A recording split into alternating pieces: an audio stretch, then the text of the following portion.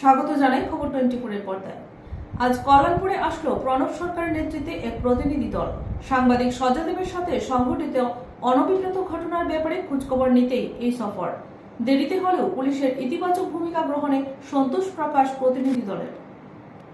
অতি সম্প্রতি কল্যাণপুর প্রেস ক্লাবের সভাপতি তথা খোয়াই জেলার অন্যতম সরকার স্বীকৃত সাংবাদিক সজলদেবকে এক অনভিপ্রেত ঘটনার শিকার হয়েছেন। মূলত ত্রিপুরা পুলিশের কর্মরত এক এসপিও জওয়ান যে তেলিয়ামুড়া থানার কর্মরত ছিলেন, সেই পুলিশের গাড়ি থেকে অবৈধভাবে যখন তেল চুরি করছিলেন তখন সজলদেব সহ অন্যান্য সাংবাদিকরা বাধা প্রদান করলে সংশ্লিষ্ট এসপিও সজলদেবকে গাড়ি চাপা দিয়ে পালিয়ে যাওয়ার চেষ্টা করে। পরবর্তী সময়ে থানায় সজলদেবের পক্ষ থেকে এবং কল্যাণপুর প্রেস ক্লাবের পক্ষ থেকে পৃথক মামলা করা হয়, ধর্ণা প্রদর্শন করা হয় এবং একটা পর্যায়ে পুলিশ অভিযুক্ত এসপিও জওয়ান সহ অপর এক গাড়ি চালককে গ্রেফতার করে। আজ সংশ্লিষ্ট ঘটনার ব্যাপারে খোঁজখবর নিতে এবং সাংবাদিক সজলদেব সহ কল্যাণপুর প্রেস ক্লাবের অন্যান্য সাংবাদিকদের সাথে মত বিনিময় করার জন্য আগরতলা থেকে প্রণব সরকারের নেতৃত্বে এক প্রতিনিধি দল কল্যাণপুরে আসেন।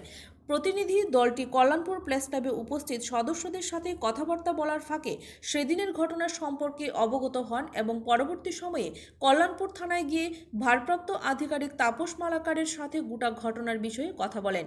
এদিকে থানা চত্বরে দাঁড়িয়ে প্রণব সরকার দাবি করেন গোটা ঘটনা নিশ্চিতভাবে অনভিপ্রেত এবং এই ঘটনার পরিপ্রেক্ষিতে দেরিতেই হলেও পুলিশ কার্যকরী ভূমিকা গ্রহণ করে ময়দানে নেমেছে বলে প্রণব সরকার দাবি করেন।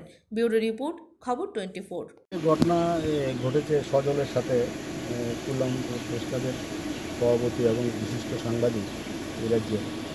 তো এটা খুব দুঃখজনক এবং আজকে আমরা এসেছি। আমি ওই দিন রাত্রেই ওসি সাহেবের সাথে কথা বলেছি, এসডিও সাহেবের সাথে কথা বলেছি, রাত্রে অনেকক্ষণ এসডিও সাহেবের সাথে আমার কথা হয়েছে এবং এসপিকেও ট্রাই করেছিলাম। তো আজকে আমি নিজে এসেছি যে ঘটনাটা কী আসলে জানার জন্য। ঘটনাটা খুবই দুর্ভাগ্যজনক যে এরকমটা ঘটনা সহতার সাথে হয়েছে। ওরা খুব সহযোগিতা করে, ওরা যেরকম ভালো সংবাদ করে এবং পুলিশকেও সহযোগিতা করে, কিন্তু হঠাৎ করে একটা পুলিশের এসপি জওয়ান একটা তেল বিক্রি করছিল, ওরা যখন খবরের জন্য যাচ্ছিল গাড়িটা এরকমভাবে ও চালাচ্ছিল যে এটা বোঝা যায়নি যে ওকে চাপা দেওয়ার জন্য নাকি পালিয়ে যাওয়ার জন্য। এটা আন্ডার ইনভেস্টিগেশন। তো আমরা আজকে ওসি সাহেবের সাথে কথা বলেছি। ওসি সাহেবের সাথে কথা বলে আমরা ব্যক্তিগতভাবে খুশি যে উনি ব্যবস্থা নিয়েছেন এবং পরবর্তী ব্যবস্থা নেবেন আশ্বাস দিয়েছে। ইতিমধ্যে ওকে ক্লোজ করা হয়েছে। তো আবার ওই যে ড্রাইভার আবার সদলের কাছে এসে মাপও চেয়েছে, ক্ষমাও চেয়েছে।